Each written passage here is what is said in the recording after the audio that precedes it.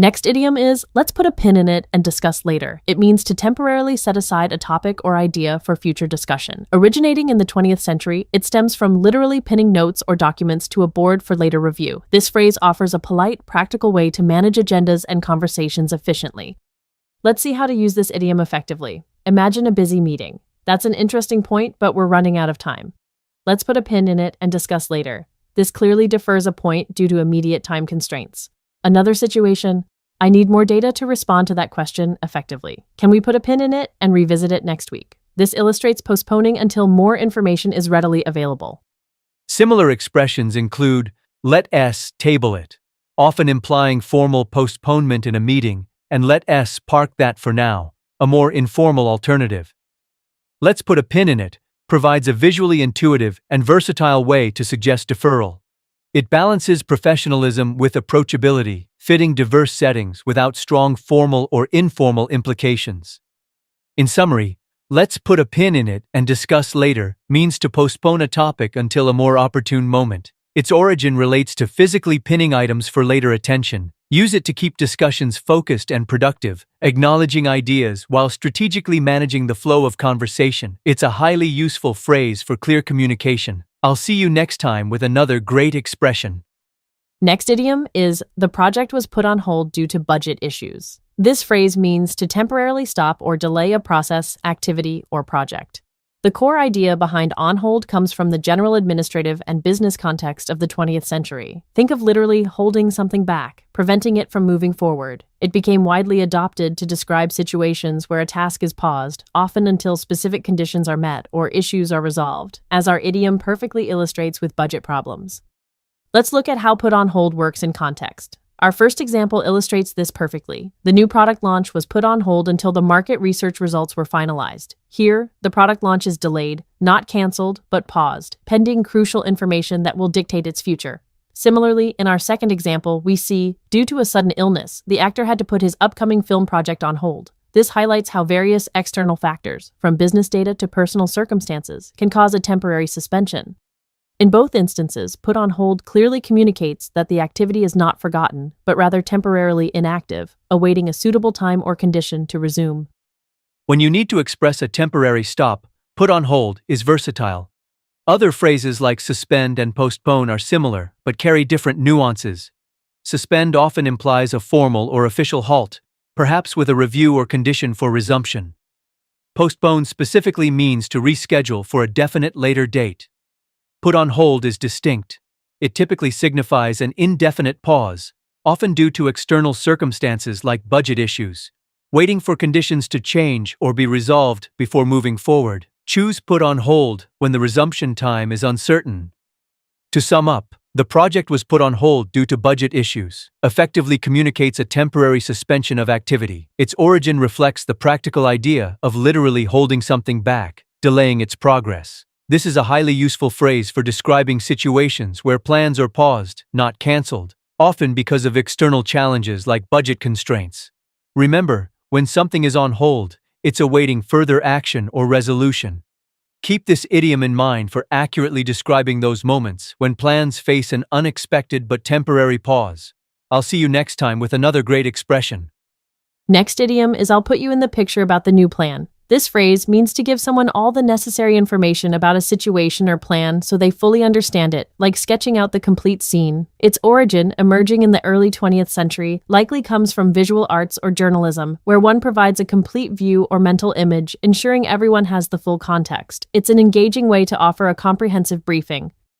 Let's see how we use put you in the picture in everyday conversation. For our first example, before the meeting starts, I need to put Sarah in the picture about the budget changes. Here, the speaker intends to fully inform Sarah about the budget modifications, ensuring she understands all relevant details before discussing them further. In our second example, the new project manager arrived today, so we spent the afternoon putting him in the picture about all current tasks. This shows the team taking the time to thoroughly brief the new manager, providing a complete overview of the ongoing projects. In both cases, the idiom emphasizes a comprehensive transfer of information. Now, let's explore some similar expressions. Bring someone up to speed is quite similar, meaning to update someone with the latest information, especially after a period of absence or a change in circumstances. For instance, I'll bring you up to speed on the project's progress. Another common phrase is fill someone in. which means to provide details that someone is missing. Can you fill me in on what I missed yesterday? While fill someone in can be more casual and about specific missing pieces, put someone in the picture often implies a broader, more comprehensive overview. In summary, I'll put you in the picture about the new plan is a fantastic way to offer a comprehensive explanation. Remember, it means to give someone all the necessary information so they have a complete understanding, much like painting a full scene for them. This idiom, with its visual roots, is perfect when you need to provide a thorough briefing or update. Try incorporating it when you want to ensure someone is fully informed and has the complete context of a situation. I'll see you next time with another great expression. Next idiom is his absence raises a red flag. It means his non-attendance suggests a potential problem or warning sign. The term red flag comes from the 17th century military and naval use, where red flags literally signaled danger. This warning evolved into a metaphor for any indicator of an issue. Let's practice with examples. First, the main witness failed to appear in court. His absence raises a red flag about the case. This implies suspicion or a potential problem. Second, the project manager missed the critical meeting. Her absence raises a red flag about the project's status. Her unexpected absence suggests potential project difficulties needing investigation. Similar phrases include something is amiss, and it's a cause for concern. Something is amiss suggests an existing, subtle problem. It's a cause for concern expresses direct worry. While raises a red flag highlights a potential problem or warning, these alternatives convey unease about a situation. To recap, his absence raises a red flag means his non-attendance is a warning sign of a potential problem. Rooted in historical warning signals, this idiom highlights situations where an absence creates suspicion or indicates trouble. If someone is missing, their absence might be raising a red flag. I'll see you next time with another great expression. Next idiom is the manager read the riot act to the team. It means to sternly warn someone about unacceptable behavior and demand immediate improvement. This phrase originates from the 18th century British law. Magistrates would literally read a riot act to disperse unruly crowds, threatening severe penalties. This historical context makes its modern figurative use quite vivid. Let's look at some examples. First, after consistently missing deadlines, the project lead read the riot act to the development team. This shows the lead demanding better performance. Second, my parents read the riot act to my brother for leaving his chores undone again before school. Here, the parents sternly warn their son about his recurring irresponsibility. Both examples highlight a strong authoritative reprimand for poor conduct. Other expressions convey similar meaning. Lay down the law emphasizes establishing rules definitively, while give someone a stern warning is more direct. Read the riot act specifically implies a forceful reprimand for existing misbehavior, often with a demand for specific changes. Choose it for situations requiring an authoritative dressing down. To recap, reading the riot act means giving a strong, authoritative warning about unacceptable behavior, demanding immediate change. Remember its origin in historical British law for added impact. This idiom is perfect for describing situations where someone needs a firm, clear message about their conduct. Keep practicing it in your English. I'll see you next time with another great expression. Next idiom is, we need to calculate the ROI before investing. This phrase is incredibly practical, especially in business, but also in everyday decisions. ROI stands for return on investment, and calculating it means determining if the expected benefits of something outweigh its costs. Essentially, we're asking, will this investment truly pay off, and by how much? Its origin lies in early 20th century business and finance, where it became a crucial metric for smart decision-making, evolving into a widely recognized principle. Let's explore this with a couple of examples. First, for our new marketing campaign, we need to calculate the ROI before investing heavily in social media ads. Here, the company wants to ensure that the money spent on ads will bring back more revenue or customer engagement than it costs. It's about being strategic with resources. Our second example is, before buying that expensive new software, let's calculate the ROI to see if the productivity gains justify the cost. In this scenario, the investment isn't just about money, but also about time and potential disruption. The goal is to determine if the software will truly make the team more efficient enough to warrant its price and implementation effort. Both examples highlight the importance of foresight and financial prudence. While we need to calculate the ROI before investing is quite specific to financial returns, other phrases convey similar ideas of careful evaluation. Weigh the pros and cons is a broader expression for considering all positive and negative aspects of a decision. not just financial ones. It helps with a more holistic view. Assess the potential return is very close to our idiom, but can be used in contexts where investment might be less tangible, like an investment of effort or time, and return isn't purely monetary. Choose the one that best fits the specific nuance you wish to convey about the decision-making process. In summary, we need to calculate the ROI before investing is a fundamental principle, urging us to thoughtfully evaluate potential financial returns against costs before committing. It originates from sound business practices in finance. Whether you're planning a major business venture or a personal purchase, remember this powerful idiom. It's an invitation to think critically and make informed decisions, ensuring your resources are allocated wisely and you achieve the best possible outcomes. Keep this in mind to make smart choices in both your professional and personal life. I'll see you next time with another great expression. Next idiom is, the committee just rubber stamps the proposals. This phrase means that a group or individual approves something automatically, without really thinking about it or scrutinizing it.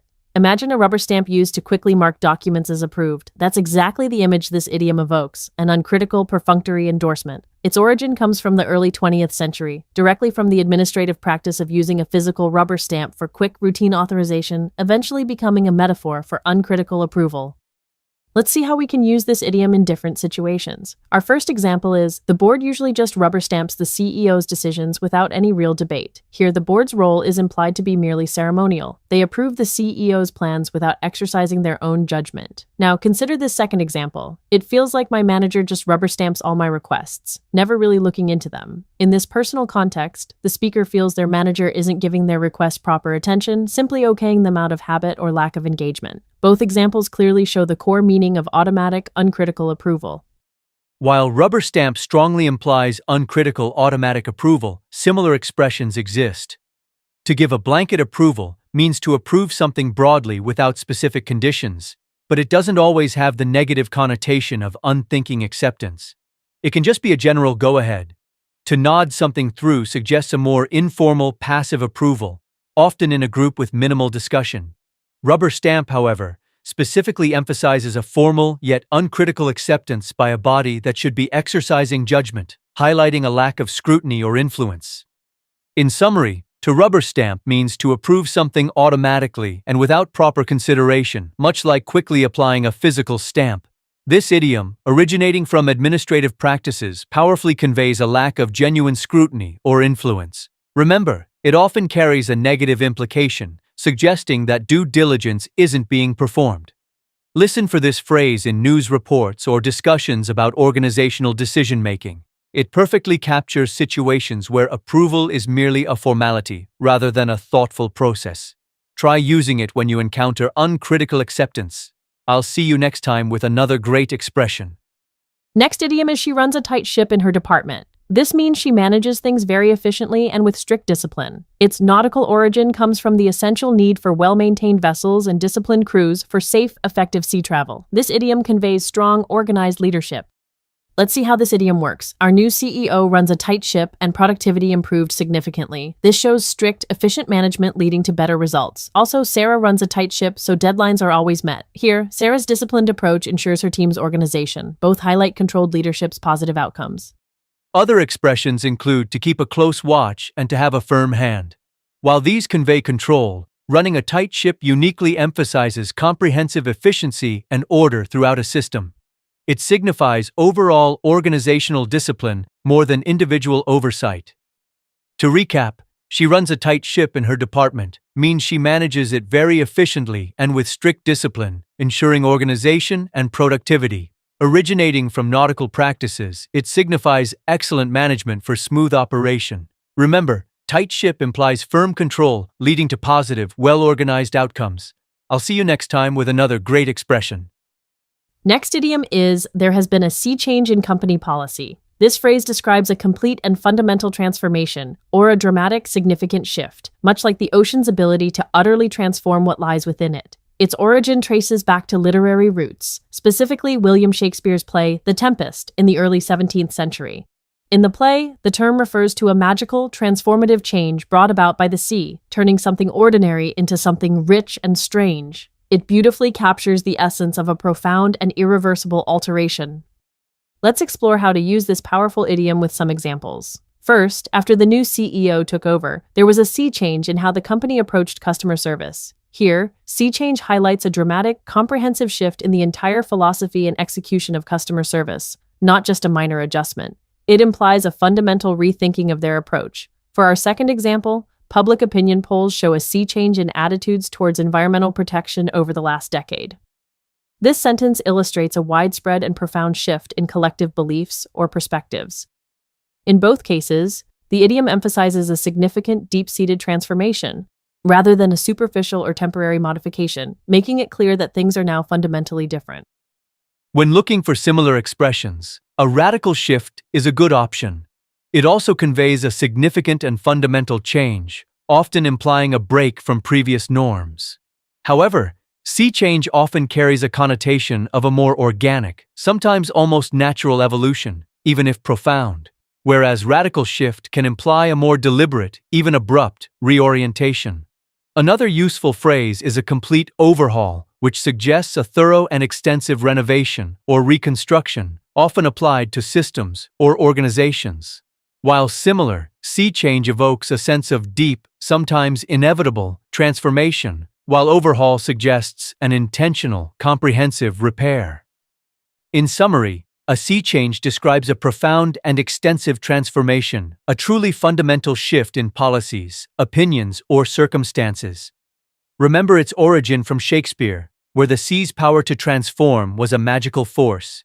When you encounter a situation where things aren't just slightly different but have been completely remade, think of a sea change. It's a vivid way to convey that something significant and often irreversible has occurred. So, the next time you witness a major transformation, you'll know exactly how to articulate it with this wonderfully descriptive idiom. I'll see you next time with another great expression. Next idiom is the new phone is flying off the shelves. This vivid phrase means that a product is selling incredibly quickly and in very large quantities, indicating exceptionally high demand. Imagine merchandise literally vanishing from the shelves in a flurry. While its exact origin isn't tied to a single historical event, it emerged in 20th century English retail to visually describe goods disappearing so fast they seem to fly away. It's a powerful image conveying instant success and immense popularity for a product. Let's see how this idiom comes to life in everyday conversation. Our first example is, the new gaming console is flying off the shelves. Retailers can barely keep it in stock. Here, it perfectly captures the frenzy of a popular new tech item being snapped up as soon as it hits stores. It suggests that demand is outstripping supply. Moving to our second example, despite the high price, the luxury handbags are flying off the shelves, proving their enduring popularity. This shows that even expensive items can experience this rapid sales phenomenon when they resonate strongly with consumers. In both instances, flying off the shelves paints a clear picture of overwhelming success and swift purchases, whether due to novelty or brand loyalty. When you want to express similar ideas, you have a few good alternatives. One common phrase is selling like hotcakes, which also means something is selling very quickly. It carries a slightly more informal, almost homely feel. Another useful alternative is simply in high demand, which is more formal and descriptive, focusing on the strong consumer desire for a product itself. While flying off the shelves emphasizes the rapid disappearance from stores, selling like hotcakes highlights eager buying, and in high demand points to the underlying popularity. Each offers a slightly different nuance to describe a successful product. To recap, the new phone is flying off the shelves means a product is selling extremely quickly due to high demand. This dynamic idiom emerged in the 20th century commerce, vividly painting a picture of items rapidly vanishing from store shelves. Remember, this expression is perfect for conveying overwhelming sales success and instant popularity. So, the next time you hear about a product that's incredibly popular and hard to get, you can confidently say it's flying off the shelves. Keep practicing these expressions to make your English even more vibrant. I'll see you next time with another great expression.